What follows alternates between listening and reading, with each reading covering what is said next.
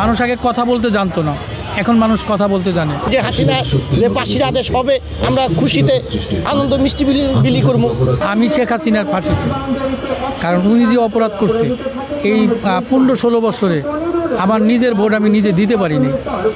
তার অত্যাচার, তার নির্যাতন, চাঁদাবাজি, এইটা সেইটা সব কিছু আমি তার ফাঁসি চাই। তার ফাঁসি রায় শোনার জন্য দেশ মোটামুটি স্বাভাবিক আছে। মানুষ আগে কথা বলতে জানতো না, এখন মানুষ কথা বলতে জানে। এখন ঘুরা দাঁড়াইতে পারে, একজনে ভাই করলে আরেকজনে ভাই বলে, আর শালা বললে তারে লাড়ি।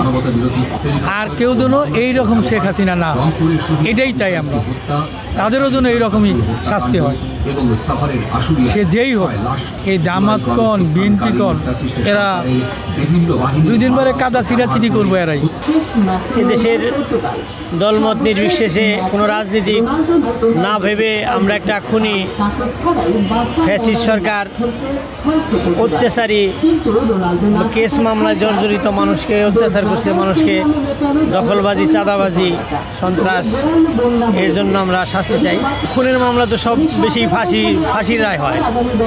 বরাবরই দেখছি যা যে কটা খুনের মামলা ছিল আওয়ামী লীগ সরকার সবারই ফাঁসি হয়েছে, সেই তুলনায় তারও ফাঁসিটাই হওয়া উচিত।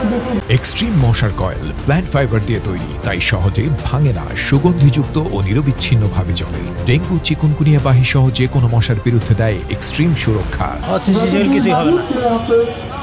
যে অপরাধের এই জন্য এদেশের মানুষ সবাই পক্ষে, কিছু লোক অল্প কিছু লোকের বিপক্ষে, অতি কিছু আসে যায় না, সংখ্যাগরিষ্ঠ রায়ের পক্ষে। আবু সাইদের বুকের মধ্যে পুলিশ দ্বারা গুলি হইলো, 4টা গুলির মধ্যে সে শুয়া পড়লো। আবার ছাত্ররা তাকে নিয়ে পরে সে মৃত্যুবরণ করলো।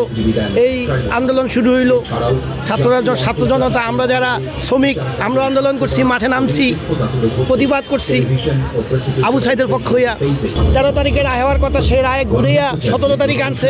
সেই জন্য আমরা অপেক্ষা করতেছি যে হাসিনা যে ফাঁসির আদেশ হবে, আমরা খুশিতে আনন্দ মিষ্টি বিলি করবো। 16 বছর বাংলাদেশ, এই আপনার সাইদি সাহেব একজন নিরপরাধী, সে কোনো দলে হইল, সে একজন ভালো লোক, তাকে বিনা অপরাধে ইঞ্জেকশন ফুস করে তাকে হত্যা করা হয়েছে। আমরা সাইদি সাহেবের ভক্ত হিসাবে এখানে আসা। তাহলে উচ্চ মানুষ ফাঁসিতে ঝুলাইয়া হত্যা করা, আর কোনো বিচার নাই। যেই করে আসামি আছে, প্রত্যেকটা আসামি ঝুলাইয়া হত্যা করা, এটা জনগণ দেখবে। এই ধরনের কাজ যেন বাংলাদেশে না ঘটে, সেটা আমরা যেন আশ্বস্ত, আমাদের এই দাবি।